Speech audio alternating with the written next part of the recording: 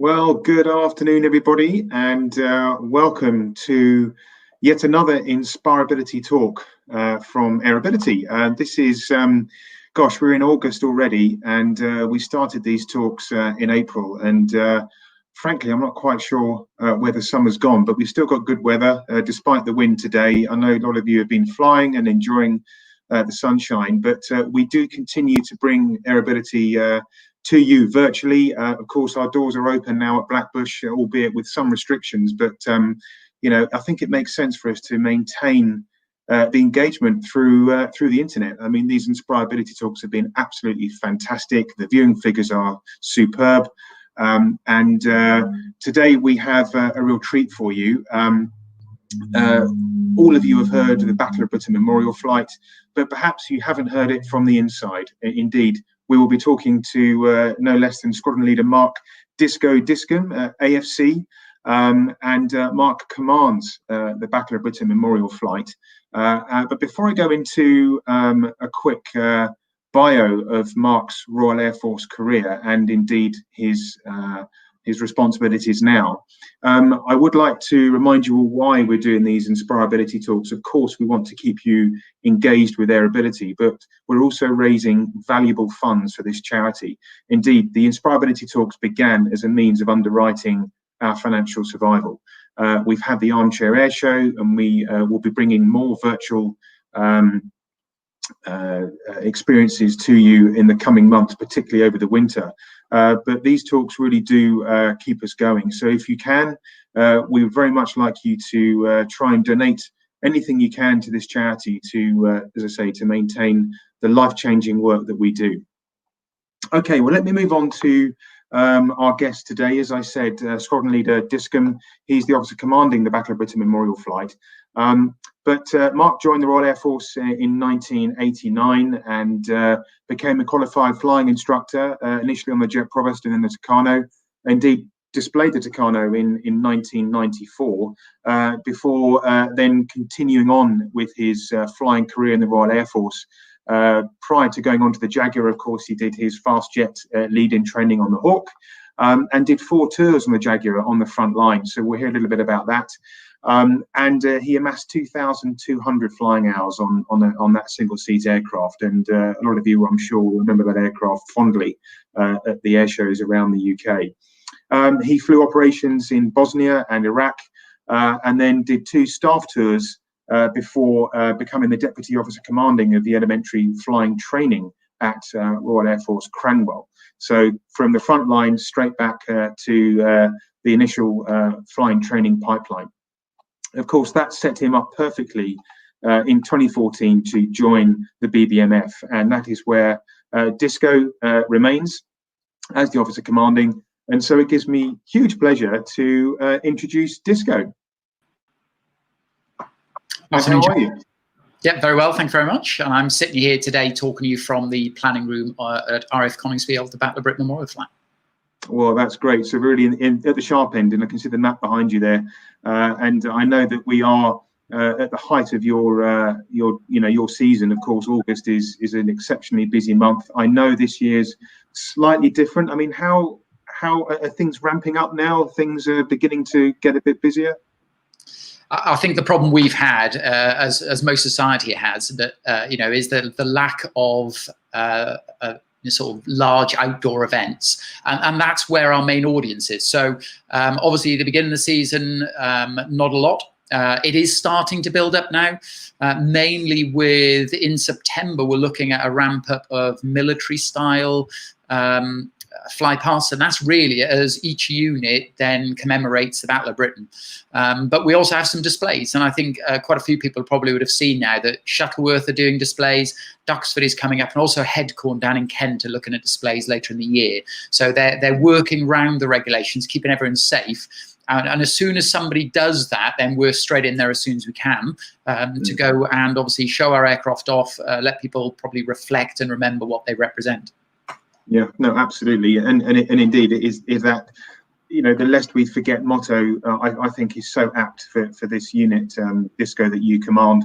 And it stands as a living reminder, isn't it, to those who gave their tomorrow for our today. And I I hope that people don't take you for granted when they attend these air shows every year. I mean, it really is something that fascinates me every time I see those Merlins and Griffins flying around, and I know you're going to give us a great insight. Now, what we're going to do is we're going to let Disco provide you with a bit of a potted history of the career, and then a bit about the Battle of Britain Memorial Flight itself, before then coming back to this format, which will have a further Q&A. So, Disco, I'm going to hand things over to you now, and then I shall see you shortly. Over to you. Thanks very John. So obviously the element I've got now is to try and share a screen and let everyone hopefully see what I'm seeing, he says, knowing that he's gone massively past where he should have gone. At some point, you can see the start of it and not seeing too much of me flicking through. So I'm going to take about 15 minutes now, really, no more than that, just to give you an idea of who I am, where I came from, a little bit more detail about where I got to today. So I am the Officer Commander in the Battle of Britain Memorial Flight, the best job in the Royal Air Force as far as I'm concerned, and I know most of the people that I came through the system with would agree with me, and they're people at Flying Typhoon as well. And I've been here now, this is my 6th display season. But where did it start? For me, a passion of flying started a long time ago. So my father started taking me to my local air show, which was St Athan. I'm a Welsh boy, born and bred, down in South Wales, and I used to go pretty much from the age of 3. I was taken to the St Athan Air Show, and for depending on the age of the audience, we would have remembered, when I grew up, pretty much every RAF station had an air show, and obviously that's dwindled over time. But I got a real passion for it, and it's all I've ever wanted to do. So I am living my boyhood dream at the moment. So I'm very lucky. My father knew somebody that went gliding in the local area, the Usk Gliding Club down in South Wales. So pretty much, I think I had my first taste of real flying, not going in an airliner, at about the age of 12.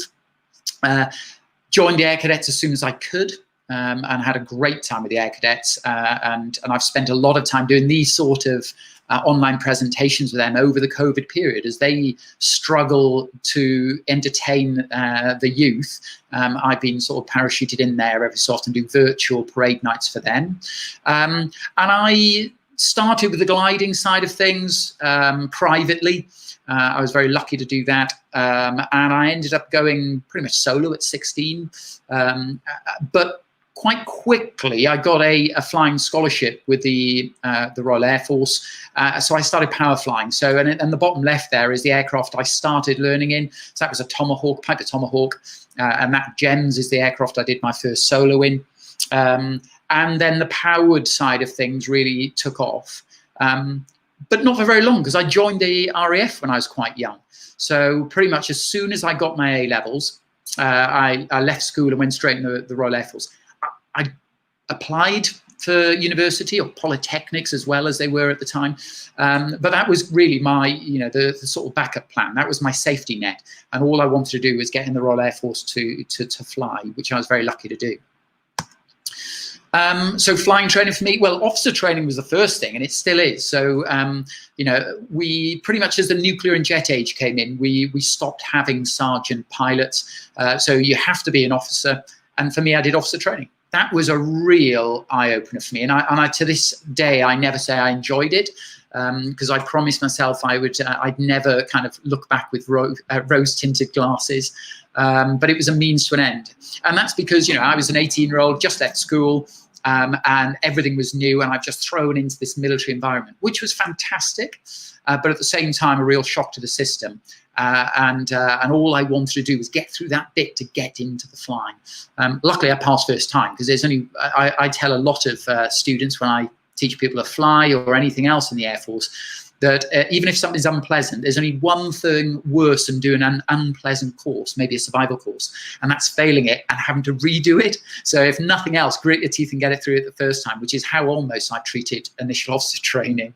And some people since have probably said I still treat it that way. So making the grade against all odds. Well, I say that because for me, as an 18-year-old, I could have easily sat there, looked at the odds of me getting through flying training, getting through initial selection, getting through initial officer training, getting through basic fast jet training, then advanced fast jet training, OC. I could have easily sat and go, it's just no point. I mean, for every 1,000 people apply, one gets through. The whole point is, though, if it's your dream and you work hard for it, and there's got to be an element of luck, that you've got to have an aptitude up to a point to fly. And I say that with military flying only, because every course is very much bounded. You either get it to the standard in the certain amount of time, or this isn't the job for you. So, there's an element of that, but it's dogged determination. It's pushing for what you want to do, not thinking about the odds, not thinking about how difficult it is, and just getting on with it. And I started my flying training at the age of 18, which is pretty much the photos here, on the Jet Provost at a Cranwell. So it was the Mark 5A. And eventually, at the age of 20, I gained my wings. So this photo is obviously a year later. I'm at RAF Valley, and I'd flown the Hawk T1 just in the advanced jet role, so I hadn't done any weapons at this point. An immense proud day for me. There's a slight tinge for myself of disappointment, because I wasn't going to carry on. I wasn't going to be a fighter pilot at this point. The Air Force, in their wisdom, had decided to cream me off. The term creamy was used at the time because it was based on taking the top of the pile of flying training and making them go back to be a first tourist instructor.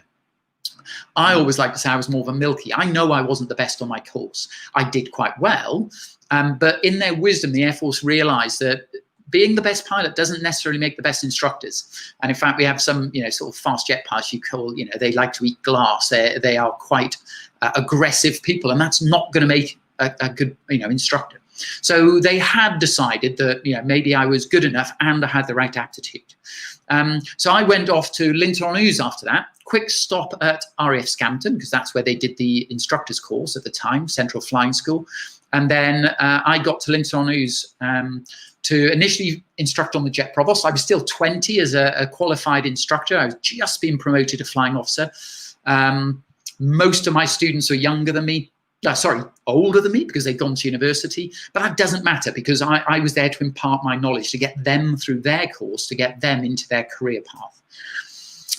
I was also very lucky in 1994, my last year of being an instructor, to be the Takano display pilot. So there I was as a flying officer, 23-year-old, given, in essence, 2 aircraft to take around the UK and Northern Europe to display and to represent the Royal Air Force. And that was a real honor, a real privilege. And some great stories there, some of which are only really fit for the bar, but, fantastic fun.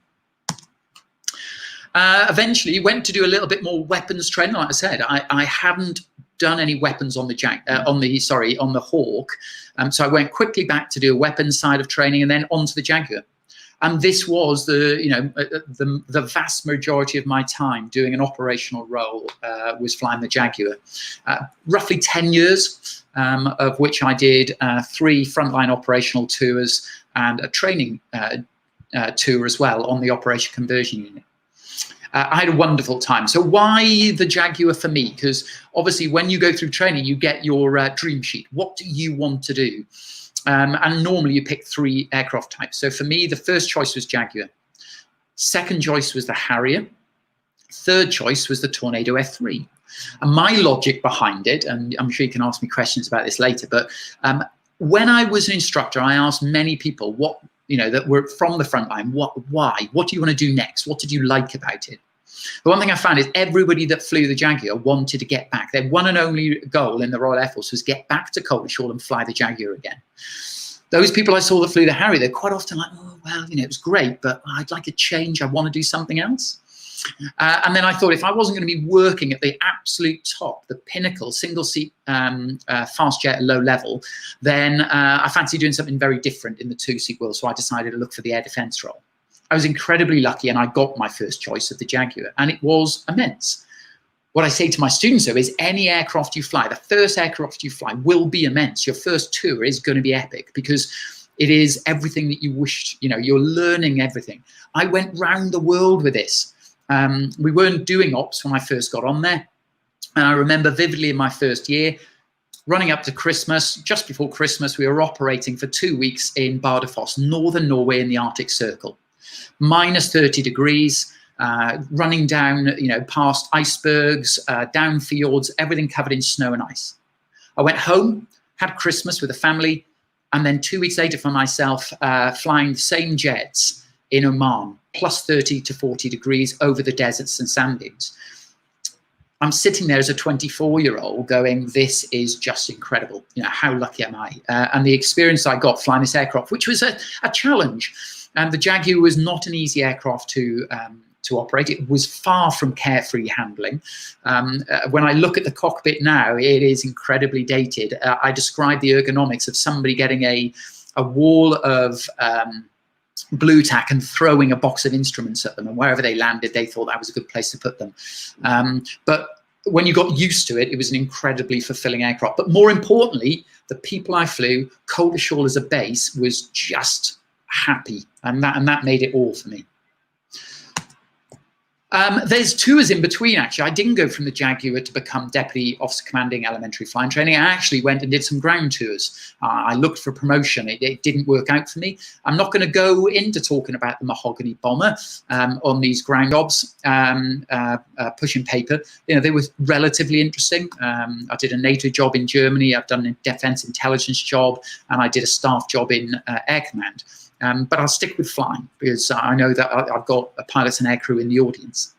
So OCEFT for me was brilliant. That was an opportunity for me to get back into the training world, which I do enjoy. The RAF got that right, and to impart some of my knowledge. What you can see here is the aircraft that I was an instructor on, which is the tutor in the background, the two aircraft in the background. And this was just as I was finishing my tour, and they were bringing in the prefect under the new military flying training system. And I had a whale of a time operating out of Cranwell again, so it was almost full circle for me, but imparting my knowledge on the next generation, which is brilliant. These are the aircraft then I've flown, excluding what I'm doing now, obviously. And the ones with the red boxes around are the ones that I've been qualified flying instructor on as well. So, a lot of instructing. The Hawk, all I've ever done is been taught on that one, but everything else I've been an instructor on. So here I am then flying some of the most remarkable aircraft, I think, for aviation history, for great aircraft from Great Britain, things that changed the world, and doing it as part of a full-time Royal Air Force flying unit. And there are a lot of other pilots I bump into around the world who are incredibly envious that we've got this as a nation, and certainly as an Air Force, and I have the opportunity to be part of it. Where are we then? To set the scene, I'm currently standing here in the planning room in the Battle of Britain Memorial Flight at RAF Coningsby in Lincolnshire. One of 5 RAF flying bases. Now, if I took you back into 1944, there would have been 49 bomber bases. Forget about the fighter bases, 49 bomber bases in Lincolnshire, which is why they call it Bomber County. And there were numerous fighter bases around that and training bases as well.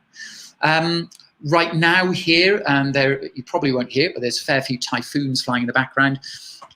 We have 4.5 flying Typhoon squadrons. And half's a bit odd, but I'll explain now. One of them, the half, is 41 Squadron. They're an operational evaluation unit. They're obviously a full-size unit.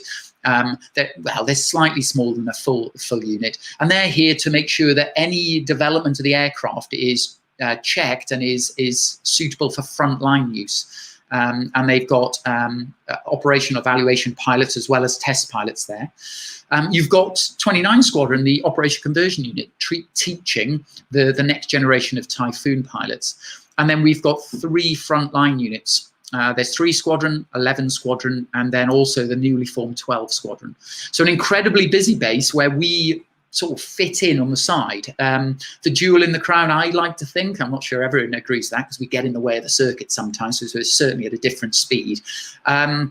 But we've got a great synergy between the modern day Air Force that's out there right now, keeping us safe, and the history that this Air Force, this fantastic Royal Air Force, came from in some of their greatest times. As the BBMF, then, what do we do?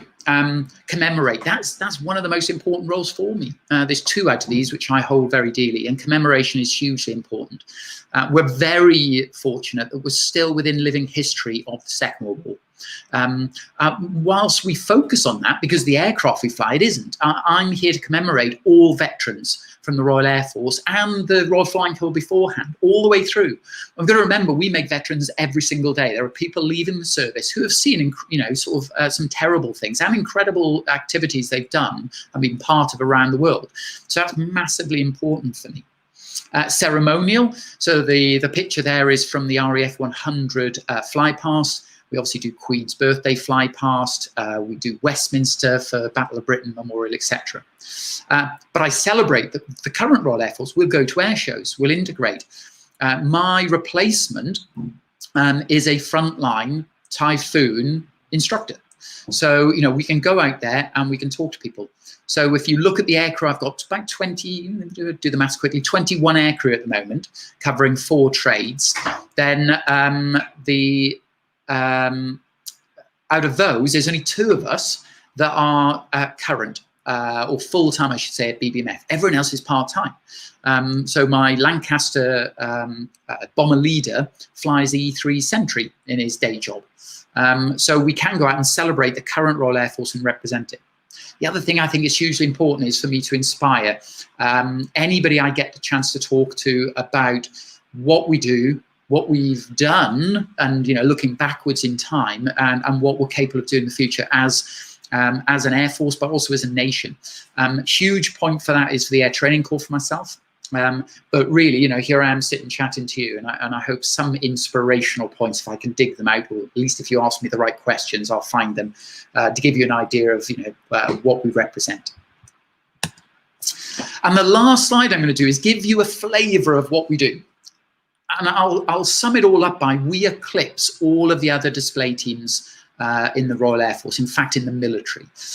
In fact, if you've got all of the RAF display teams together, their activity is altogether does not come close to what we do. So we get, on average, about 1,500 plus requests coming in.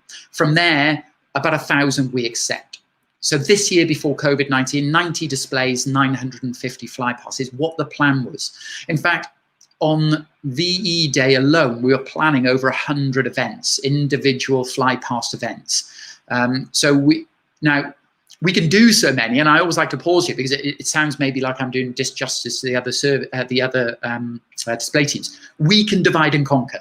I have 10 warbirds that I can spread out, and if they do the maths, 10 each, that's 100 events. Things like the Red Arrows, they can't do that. They have to. People get disappointed if you only get 1 Red Arrow. You want to see the classic Diamond 9 or a Big Vic. So I have the opportunity to do that. Estimated audience, I'd say, is over 8 million. We're not going to do that this year.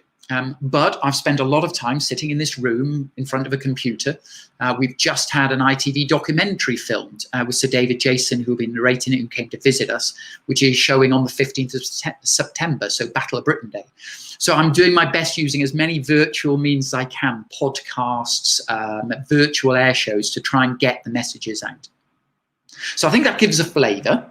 And at that point, I'll stop sharing, see a picture of myself now, and hopefully John now can lead me through some of the, inspirational or at least interesting items that we can talk about. No, Disco, thank you. That's absolutely fascinating. It's really interesting to see your path to where you've come, and the fact that you never gave up, you never looked behind, you always looked in front. And I think in terms of inspiration, I know that the Air Cadet movement is the largest youth organisation in this country. I believe it's 40,000 plus,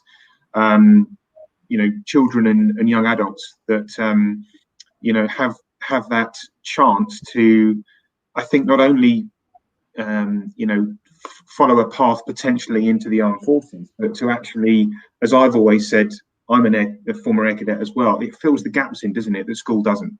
Leadership, self-discipline, teamwork. Yes, the school exposes you, but I don't think it really brings it, front and centre as the Air Training Corps does. And then those that really have an appetite and a thirst for aviation, of course, it's just the perfect recruiting ground. So I'm fortunate. The Air Cadet unit that my daughter goes to, and which I'm a member of staff, is Biggin Hill. And of course, if I'm not mistaken, that was where the BBMF, although I know it was under a different name then, was originally formed, was it not? It was. So in 1957, there was a Wing Commander Thompson at the time, DFC, who was based at Biggin Hill. He had one of the founding aircraft, LF-363. It's still in our hangar now. And in fact, I flew it just recently. And he sat there and he watched as we were commemorating. And at the time, they were probably still celebrating the end of the war and some of the achievements. He realized as we were putting these aircraft out of pasture, we were losing an opportunity. So before they all disappeared, he managed to also get another 3 aircraft to join almost his hack, his personal fly-around hack, the Hurricane. And the other 3 were from the temperature and humidity monitoring flight at Wood Vale. They were 3 Mark 19 Spitfires. And they got them together. In fact, Johnny Johnson, the highest scoring ALA pilot, he was a British pilot, came in and was, a member of that formation. And that's where they started their historic aircraft flight. So we go a long way back, but it was quite some time as we moved around. We kind of moved up towards Coldershore. We were at Coldershore for a while, and then across to Coningsby by the time we got to the late 70s. And eventually then we were given a crest, we were given our motto, and we became, well, in fact, we are the Battle of Britain Memorial Flight, but if I look at my shoulder patch and my crest here, it actually just says the Royal Air Force Memorial Flight. But with the Battle of Britain being, I think, personally, I think the most famous air battle in the world, certainly in the UK, it being the first battle ever to be fought solely in the air. It was the first defeat of the Germans, the Nazis, the Luftwaffe coming across in their hordes, and was a turning point. I think that it is still a very good name, and I think BBMF rolls off the tongue nicely as well. But obviously we have aircraft now that aren't from that era, the Lancaster and the Dakota. But I think we'll see BBMF being said for quite some time yet before we consider a rename. Yeah, and just focusing a little bit on what the BBMF stands for, Disco. I'd like to get your perspective on the reactions that you get from perhaps an 80-plus-year-old who will have memories, as you said very aptly. I think there's we're still in a living generation of World War II, versus someone who perhaps is not into aviation but is of what do they call it, Generation X, a teenager. I mean, what are the two ends of the spectrum there, Disco, in terms of reaction and what the BBMF stands for? Yeah, so I think they are different. So if I go even further back and look at veterans, there is I think we all know that smells can generate an incredible emotional response. I remember landing in my first year on the 75th anniversary of the Battle of Britain, landing into Northolt in a Mark 9 Spitfire. The first person, when we shut down, it was safe to do so, that got to the aircraft with Geoffrey Wellham, Battle of Britain pilot with 92 Squadron. And he said, "Do you mind if I just stick my head and have a smell of the cockpit, please?" And you could almost see him going back in time. We watch veterans that come to see the Lancaster, and they'll arrive frail with their walkers and walking sticks, and we'll take them in the hangar, and they straighten. Normally halfway down the hangar, they will discard what is helping them to walk, and by the time they get to the back end, they're climbing up and into the aircraft.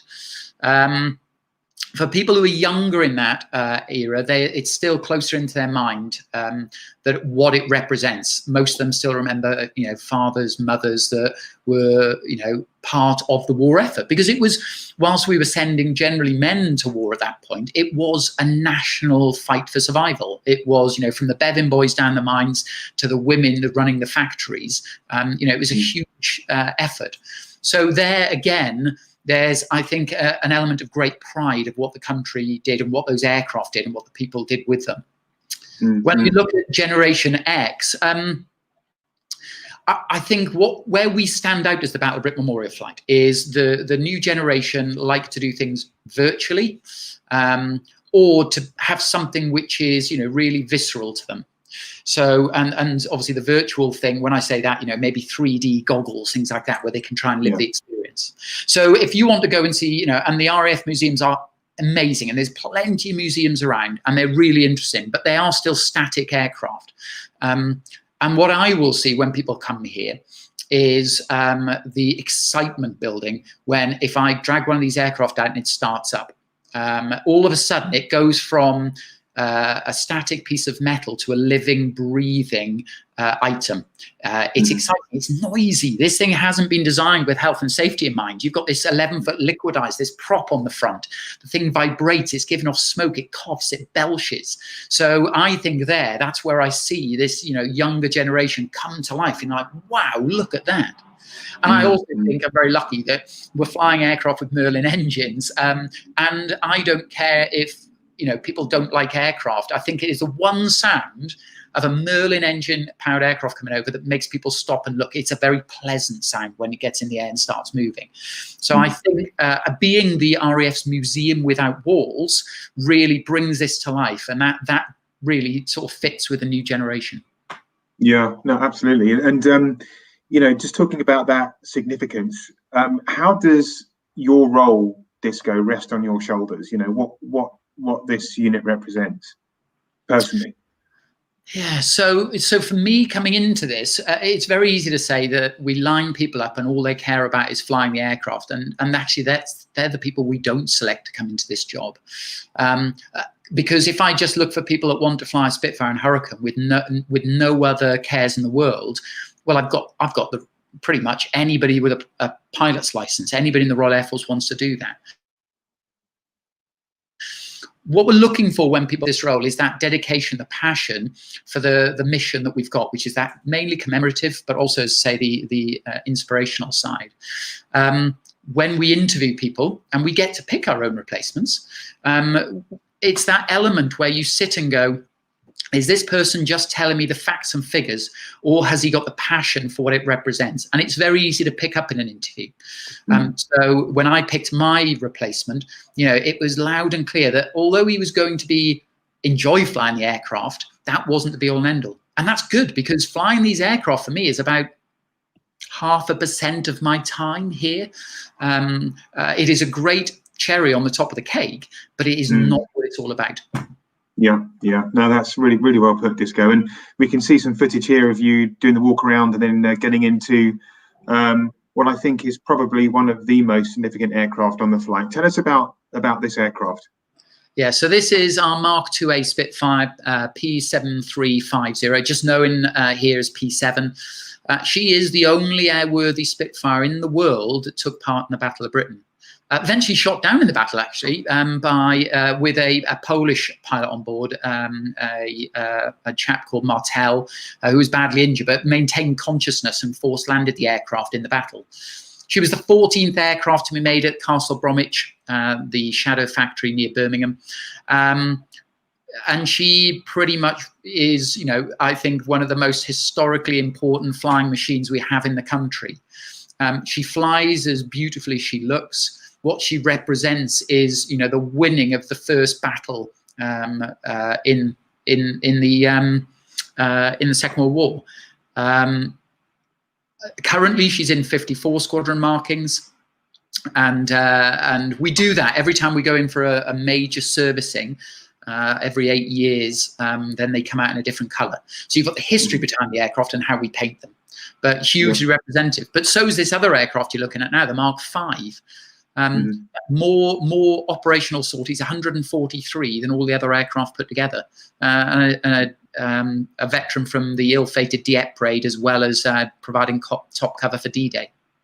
Yes, and tell us a bit about the handling of these aircraft, because obviously the Spitfire, perhaps of all aircraft, went through such a generational journey, didn't it? Right from the pre-war, first flight of that Spitfire, all the way up to, was it Mark 21, I believe, or Mark 22s. The aircraft got bigger, it got more powerful. How do these aircraft handle, and do they have different personalities? They do. I think everyone has got a different personality, and I think that would be the same if you tried the same mark of aircraft, because these weren't built by robots, laser beams, and things like that. These were built by craftsmen and women. So everyone, maybe a different variant, a different factory batch will be subtly different, and how they've been looked after over the the course of time post the war. So the Hurricane and the Spitfire, there's only 1 year between them. 1935, first flight for the Hurricane, 36 for the Spitfire. But you've got the Hurricane, which is based on old school technology. Hawker played it safe at that point, to that initial Air Ministry contract for a 300-mile-hour 8-gun fighter. And they pretty much took a biplane Hawker Fury, took the top wing off, got a canopy that's shut, undercarriage it went up, and they had this 300-mile-an-hour monoplane. But from the canopy back, it's still, covered in doped Irish linen. So very early on, although it was an incredibly important aircraft in the Battle of Britain, 2/3 of the enemy aircraft shot down were from Hurricanes, but they were 2/3 of the force. They were a bigger part of the force. And then you've got the Spitfire coming in only a year later, but it's the change in generation, going to a semi-monocoque fuselage, going all metal. Now, whilst that might sound like it's heavier, that metal frame is providing the structural sort of strength as well. So you can make it smaller and lighter. It's about a third of the weight. It's got the same engine, that incredible Rolls-Royce Merlin. So obviously being a third lighter is going to give you that performance. It's got a more aerodynamic, more efficient wing as well. The way I describe it, though, the handling is probably that old and new. The Hurricane is a difficult aircraft to fly nice and accurately. It's quite heavy in pitch. It's light in roll, but very slow. In pitch, it's almost like a dead spot in the middle, and then it's quite, not aggressively pitchy, but certainly most people in their first flight end up at post-takeoff in a little bit of gentle PIO, the partly induced oscillation. She's very hot. You're sitting on top of the radiator, in essence. So she's hot in the cockpit as well. So physically and as a pilot, more demanding to fly.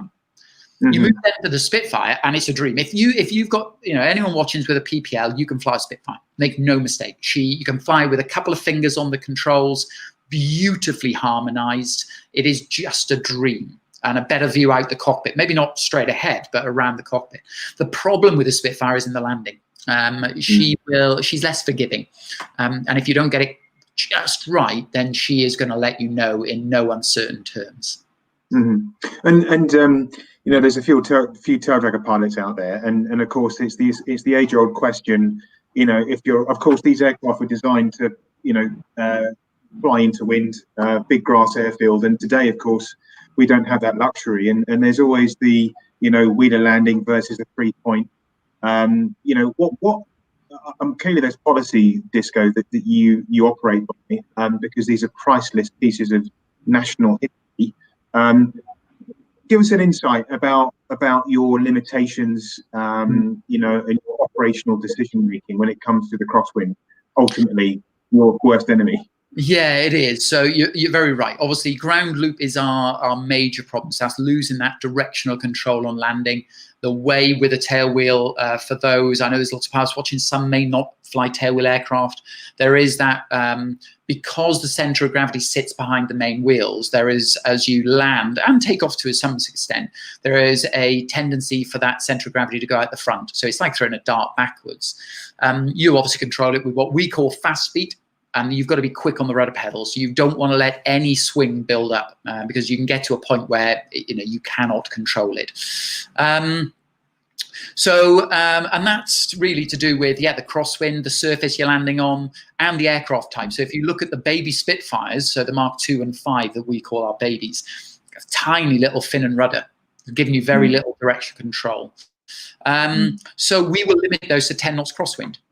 The bigger aircraft with bigger fins and rudder, the Hurricane and the later model Spitfires, we go up to 15. But that is really low. The way I look at it, though, is that I'm keeping these aircraft safe for countless generations before. I've got no financial incentive to get these aircraft. All I can do is lose if I end up getting it wrong. So I'm content to look at increasing limits, but I think where they are provides us with a level of assurance that these aircraft are going to be well looked after into, sort of, I'd like to say minimum 2050, and then we'll see beyond that. Yes, and you talked about the operational limitations, the price per hour, the cost per hour, should I say, to the taxpayer, the fact that you are flying these priceless pieces of history. How do you maintain currency? What's that balance between being current on type versus the time of the year you're taking them up, for example, or the budget that's available? Yeah, so most of my limitations are due with actually the current maintenance cycle. It's not the money as such. We've got a pot of money that allows us to do the maximum on each aircraft before the next maintenance cycle kicks in. We've got the chipmunk for the fighter pilots, so we'll use that through the winter to keep our tail wheel skills honed. And then on the whole, maximum hours I can get out of a Spitfire, 70 a year, 100 out of the Hurricane. And I will balance the fleet to make sure I can get through the year, do all the events, and make it to the end, where we then strip them apart and either do an annual in our hangar or look at putting into third-party contractors to do, deeper maintenance, a minor or a major, as we call it. The budget, so right now the budget's not a problem. But we are in the middle of an integrated review, what was called SDSR before, the Strategic Defence and Security Review. And we are being looked at, and that's only right. I am budgeted and I'm funded, I should say, by the taxpayer, and we shouldn't look away. I want people to come and make sure that I am value for money. Obviously, seeing how many events we do the year, knowing what my budget is, we are way beyond, as far as I'm concerned, value for money. But it's still, I think, only right that we make sure that we are sort of under scrutiny like anyone else when it comes to public spending. Yeah, no, absolutely. And of course, I think the face of the Royal Air Force is an important thing for recruitment, and as you say, for commemoration and inspiration. And I think the face of the RAF are the display teams, and the BBMF, for example, is obviously a clear example. So hopefully there's a secure future there. And I'd like to move on to some of the major moments, Disco, in your BBMF career. You're seeing through your second significant Battle of Britain anniversary this year. There was obviously RAF 100. Put us in the car on your drive to the hangar that morning of a significant moment. RAF 100 perhaps is probably the one that's in my mind. What does that day mean? I know you're probably very focused operationally, but when you're going over Buckingham Palace, just give us really some insight there. Yeah, I think the RAF 100 was really special because it was a relatively long day for us for that fly past. We came in early because we had a sky van waiting for us with a bunch of photographers down the back. So we were flying what we were calling Trenchard Plus. It was under the leadership of the previous boss, Squadron Leader Milliken. And Millie had this 7 ship. So we had the Dakota leading the Lancaster with 5 fighters on it. It was pretty much everything we could have got up. So knowing we were going to fly that, knowing we were going to do an air-to-air photo shoot was exciting. But I think mainly on top of that, driving into work that we were going to be part of history, I can pretty much guarantee now that the Royal Air Force in the future isn't going to do another 100 aircraft fly past over central London. You never know, but the Air Force is only going to shrink. The types of aircraft we fly is only going to shrink as things become more complex and probably go more into the uninhabited sort of arena with UAVs. Yeah. So to know I was going to take part in something where maybe in 50 years' time, you're going to have cadets going through officer training, learning about what we did, seeing pictures of it up is phenomenal. I remember growing up, going to messes with paintings of large fly paths over London to commemorate the 50th anniversary of the Battle of Britain. And now I'm part of that. I was very lucky on the day as well, because the slot I was flying, I was in the Mark 16 Spitfire, and I was the trail man. So there I was in line astern. It's a relatively easier formation to fly. And in front of me, I've got this perfect view of the Lancaster, the Dakota, and 4 other fighters, and just enough capacity every so often to look down and watch central London coming past and seeing the swathes of people. Nobody really knew if anyone would be interested with this. And pretty much from the bomber crews, they said, 10 miles outside the M25, every road bridge was swarmed with people who had come out. And I knew people that lived in London who said, oh yeah, the office shut down. We all went out into the streets to watch the spectacle. So, that was just an immense day. And then to land at Fairford for the Royal International Air Tattoo, we had a couple of days off, and sit there and just take it in and raise a glass to the Royal Air Force was a great way to finish the day off. Yes, no, I'm sure. And I remember as a 15-year-old, I was at the Abingdon Air Show when the Battle of Britain 50th flypast came over London and carried on over Abingdon, and it was just, those memories stick in your head, and I think for you talk about inspiration, the next generation, to have witnessed that would have been a life-changing moment, I'm sure, for some of the young people seeing that.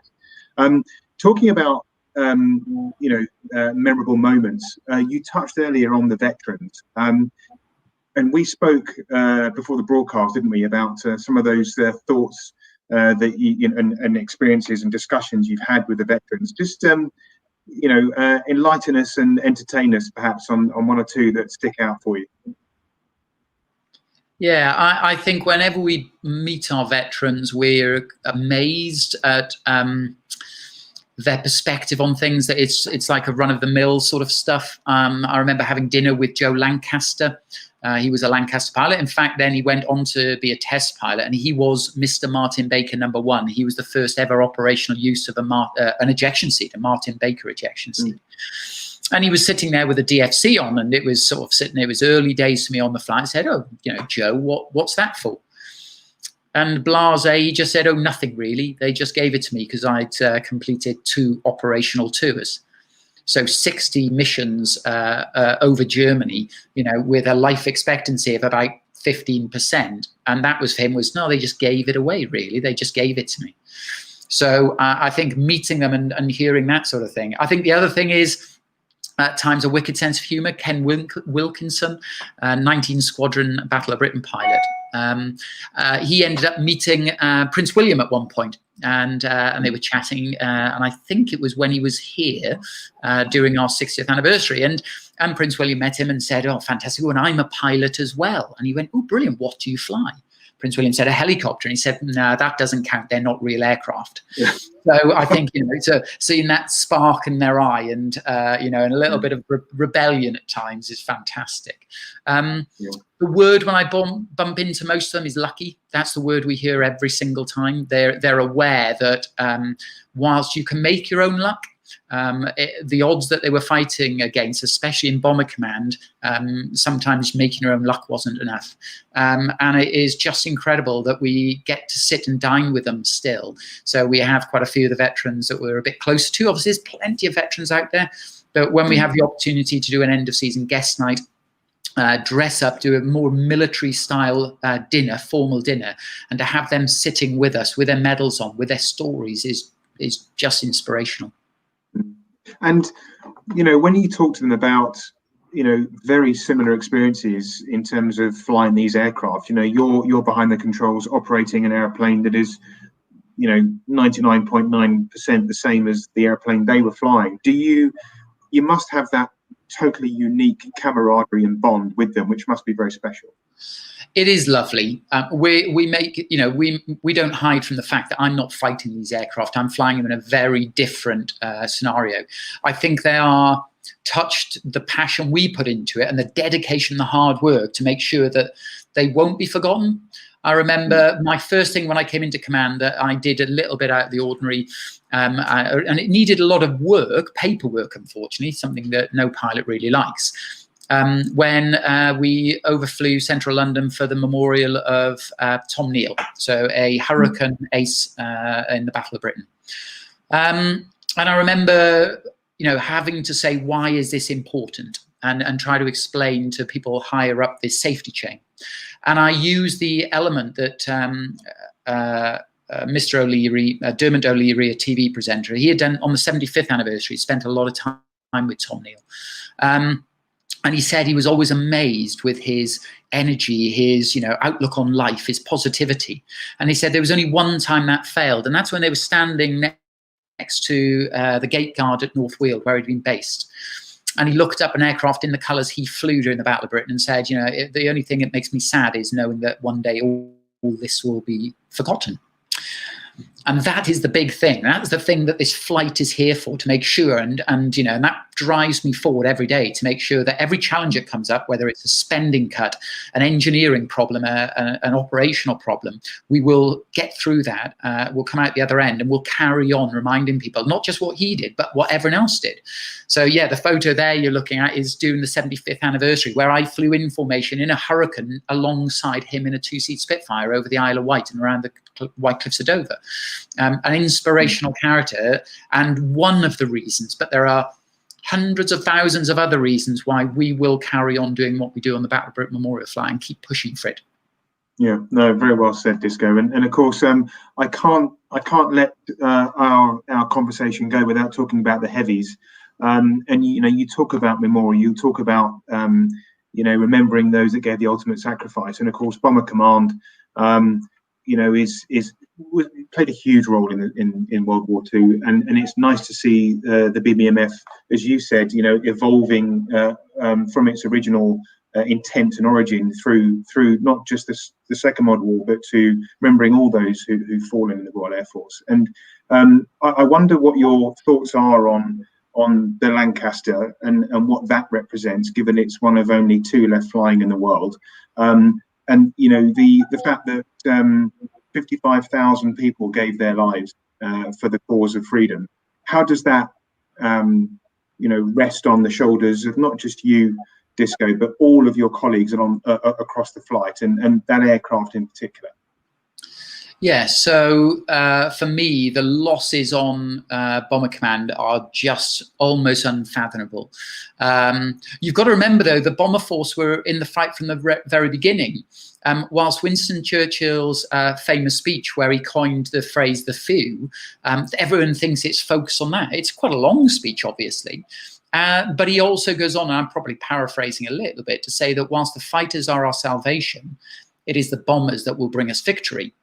So even at that point in, you know, the Battle of Britain, he knew that we were taking the fight them, and they were bombing Germany during the Battle of Britain, taking the fight back. When you look at it, yes, 125,000 aircrew in Bomber Command, roughly 55,573 is the number that we've got on the Bomber Command Memorial in London. So, you know, if you look at that, it's about a 43% mortality rate. You had more chance of surviving the trenches in the First World War as a sub-lieutenant than getting through the war as a Bomber Command aircrew. Yet they volunteered. Chatted to one chap about, you know, he was an air gunner, and it's like, so why an air gunner? You know, and this is obviously a pilot speaking, thinking with a bee's knees. Although I'd like to say it wasn't me, it was one of my bomber pilots. And he said, well, I was actually initially going for navigator training, but as the war was coming to an end, we actually had lots of aircrew, and the training system was quite slow and a little bit blocked. And he knew he wouldn't get on the front line before the end of the war because it was aiming that way. So he went to see his you know, his trainers and said, what's the quickest way I can get onto a, you know, a bomber squadron? Well, air gunner, it's a 6-week course. And he volunteered immediately. So it was that selflessness, that staring those odds in the face to come back and you know, sit down for breakfast. They were allowed, you know, a special breakfast when they came back with egg, and to see how many empty places there would have been, you know, a gobsmacking type of people. So whilst we've got the coined the phrase "the few" for the Battle of Britain, on the side of our bomber aircraft, our Lancaster, is a brass plate. It has the Bomber Command insignia on it with "to remember the many," and that's touched by all of our aircrew. If you see any of our aircrew going in and out of the aircraft, it's near the rear door, and everyone will touch it before they go in and when they come out, and that's hugely important to us. So, you know, for me, that represents some of the greatest bravery. The Nuremberg raid, the greatest single loss for Bomber Command in one night, 554 dead. That's more bomber aircrew in one night, loss of 19 Lancasters, than all of the fighter pilots in the Battle of Britain. So, you know, everybody did their part, whether you're working in a factory, down the mines, anything, you know. But when I look at the odds they faced night after night, it was just incredible, and they kept going back. Well, I think that's a wonderful point for us to pause and just to look back on the last hour, Disco. It's been really fascinating, and I do very much appreciate, as I'm sure all the viewers do, your unique insights into the operation of the unit and your thoughts and experiences as well about talking with the veterans. That's stuff that I'm sure we'll all remember for a long time. So thank you very much.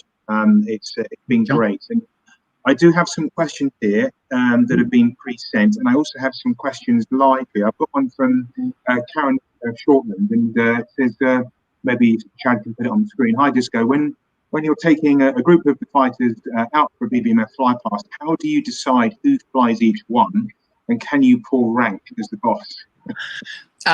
So to answer the last part of it, of course I can pull rank. That is the fun of working so hard with all the paperwork, is I get to pick and choose. I try not to do that though, because it's although being the boss isn't a popularity contest, there are other things. So I got to have a look at, first of all, backup plans with regard to crosswind. Because whilst the aircraft are crosswind limited, so were the aircrew. Before you go, in your first year, roughly, while you're getting up to 50 hours, you have a 10-knot crosswind clearance. So there's no point in me putting somebody with a 10-knot crosswind clearance into a 15-knot capable aircraft when we're heading off somewhere. So, when I know that there's a crosswind limit. The way we go through is you start with a Hurricane, because it's a bit more forgiving on landing. You then move on to the 9 or 16 Spitfire. They're a little bit more weight, so they tend to sit down a bit nicer on landing. Then onto the babies, because they're a bit skittish, but they are just a Merlin-powered Spitfire. And then last of all, we go on to the Griffin. So I'm looking at who's qualified what the conditions are. And then finally, if I'm lucky and I'm feeling cheeky, I go, I haven't flown a Hurricane in a while. Can I have a go? I think we're quite lucky at the moment. In the past, we used to have a few Spitfire snobs on the flight. We don't have anyone now. And in fact, there are quite a few of us here now who actually love flying the Hurricane. It's a real pleasure to fly something that is hidden away from the limelight, but actually it's a rarer aircraft, and certainly for the Battle of Britain, did a bit more. Yeah, no, absolutely. I've got a good one here. How do people arrange a display or a fly past from the BBMF? Well, it's fairly straightforward. So if you go in and Google or whatever search engine you do, the Battle of Britain Memorial Flight, you go in, there's a tab that says into our official RAF site. There's a tab for operations. And as you scroll down, there will be a form. It's a very simple one-page of A4 that says request a fly past. And you can do displays there, but they're obviously quite complex because of the way what needs to be organized. The fly pass, they're all collated by the Air Events team. Bids have to be in by the 30th September, the year prior. So if you want one next year, you need to get it in the next month or so. And then they come to us and we see, and then we spend that time, or my ops officer, Andy Priest, spends a lot of time, then months, trying to put the jigsaw together. The important thing is we don't do private events. So we won't personally do, because obviously we're using taxpayers' money, we don't do weddings, funerals. Now, there are some with veterans, obviously different, and we don't do birthdays. Now, there is one exception, obviously, and that's my boss's boss. The Queen gets one for ceremonial reasons. But if you are doing a small town fete and we happen to be coming past for another event, a display, at Fairford, then there's a good chance that we'll say, we'll come and give you 3 passes. Yeah. Okay. Well, that's you heard it there then. So that's a very easy way of putting in a request. I've got a question. Just going back to your pre-BBMF days, Disco. Can you share memories of your operational time in Bosnia or Iraq? Anything that any big memories you have there? Yeah, I suppose for me, when you first do your first operation, so for me it was Bosnia, everything was quite quiet on the ground. But for me, I'm still sitting there with a loaded pistol in my pocket. I'm flying a fully armed jet over a hostile, or not that hostile at the time, environment. So that's where you first feel, wow, I'm doing the job. It's not just training anymore. So that was an incredible experience. And then Iraq was where things were really happening. I wasn't there for the wars. I was there for the peace enforcement in between. But I got shot at. So, I think it's very interesting when you're flying along. The first time I was providing cover to the lead aircraft who was doing recce. I was searching the ground because all the threats were coming from below. nothing on the radar warning receiver, and then I see a few flashes on the ground, and my brain is going, is that a greenhouse? Was it somebody opened a car door, a reflection of the sun? And then a few seconds later, another flash, and the second flash, then I get out the corner of my eye, up high, about 1,000 feet above us, the burst of AAA. So you go, ooh, that's a bit interesting. And the detached nature of it, though, because I'm still listening to the radio, I've got air conditioning, it's background sound like an airliner of the whistling and the noise, jet noise, and you don't get the explosions or anything else. You're very detached. So that happened a few times. No missiles, luckily, because I think having a missile chasing you would be a bit more interesting. So those are the bits I take from that. So for me, most of my operational stuff was sort of peace enforcement and doing reconnaissance. Mm-hmm. And how interesting is that? Just reflecting on that question there, Disco. You've flown operationally in today's Royal Air Force and represent yesterday's Royal Air Force in the job now. That again, we talk about parallels and the questions you must get from some of the veterans to you. What it's like to fly in the technologically advanced aircraft today. How does they ever come back at you, the questions from the veterans? I don't think so. I think we asked them so many questions and we're so interested in what they achieved because of the odds they were against and the sheer enormity of the Second World War, that what we do now, they're of it, an interest, and we'll take I do remember sitting Archie McGuinness, a Hurricane pilot from the Battle of Britain. He lost his arm later in the war. In a Hurricane, he was showing us how he would fly the Hurricane with one arm later in the war in a support role. And then we took him across, let him fly the Typhoon simulator and shoot a few things down and sit in a real aircraft. So whilst he was going, oh, wow, this is amazing, he could still fly and land the Typhoon with minimal instruction at the time when he visited us first of all, I think he was 97. So, they're interested, but I think we're so much more interested in what they do, what they've achieved. That we don't quite often get to tell them about the other stuff. Yes, no, quite. So I'll make it 2 more to go here, Disco, and I'll make them good ones. Favorite, or it depends actually. Is this a good question or not? You know where I'm going with this, don't you? Favorite aircraft to fly in BBMF for you? So the get out of jail free card that we use is it's like being asked which is your favorite child. I don't bat it off that quickly. I can't say I have a favorite aircraft though. I think they are all subtly different. So I've said I love flying the Hurricane. I think the Hurricane, there's 13, maybe 14. It's hard to keep track sometimes of Hurricanes in the world flying. So flying that is fantastic. And it represents that real start of the war, that first defeat against the Germans. So I love flying that. And I find also to fly a Hurricane accurately and, do a really good job in it is much more challenging. It's harder work.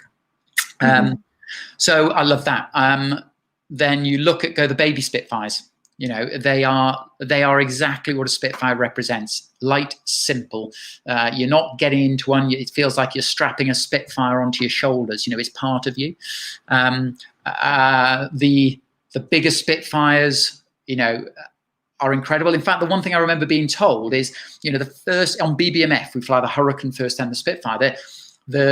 I'd say the first flight in a Hurricane is an assault on the senses.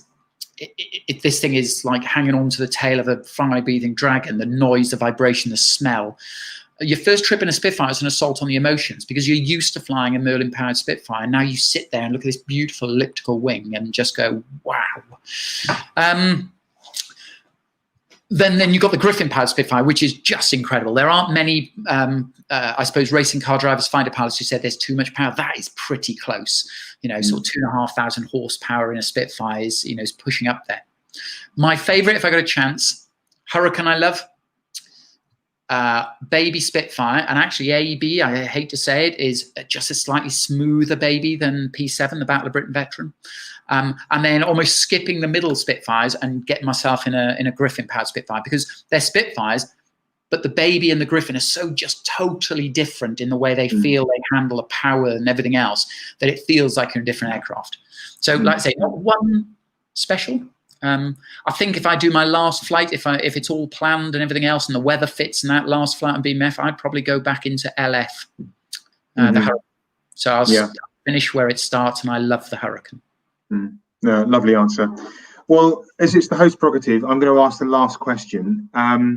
So there's a lot of transit flying between the excitement of an air display. I would hazard a guess to say that you have dozens of flying hours straight and level between sites. Tell me, does your mind wander? And do you think, what must this have been like, 80 years ago? Yeah, you do. I think more so if I'm flying in a formation. So just recently, obviously, going to do the formation over the National Memorial Arboretum for VJ Day. So that was last weekend, the weekend before. I'm losing track. 15th of August. Transiting across, the Lancaster got airborne first, and then we transited across as a 4-ship. And then you feel like you're part of a fighting unit, and you're sitting and you're looking over the wings, and you've got Spitfires around you. And you just think, wow. I remember on my first year, we were departing from here down to North Weald on the 75th anniversary of the Battle of Britain in a 6-ship, and I'm in a Hurricane. It was an early morning start. The sun hadn't been up long. And it was a beautiful day, and just thinking, what would it have been like, an early morning patrol? And we were pretty much in a flight section, half a squadron, so 2 flights there. Well, a flight, 2 sections. So I think you do. I don't think we fly straight and level as much as you'd like to think. I always put aerobatics in my authorization sheets. If there's an excuse and I'm high enough to go upside down, I will, because that's what these aircraft do. And the best thing for me as well is just the pure, and I suppose I can get the feeling of the poem High Flight in my mind, is those beautiful days when you're coming back and ideally as a pair, you finished it, you're heading back to Coningsby, you've got beautiful towering queue, not too towering, but just lovely queue that you can just fly around and go through the valleys, and you look over your shoulder and you've got a Hurricane or a Spitfire following you around, and that is just a lovely feeling. That is probably the best moment for us to end there, Disco. I couldn't agree more. If I had the privilege, of course, as you do and your colleagues. Look, thank you once again. It's been well over an hour now, and I think we could probably carry on talking all day, but I'll leave you to finish off the last bits of paperwork on the squadron. And from everybody at Airability and those watching, this is YouTube, so this is global. The viewing figures do multiply exponentially as these recordings conclude. So from all of us, thank you very much. Thank you. What I will say to everybody watching is don't forget to donate. Chad has been putting on the link there that you can follow to support Airability. And so with that, I will wish Disco and all your colleagues on the flight a safe and successful remainder of the 2020 season. And with that, goodbye. Goodbye.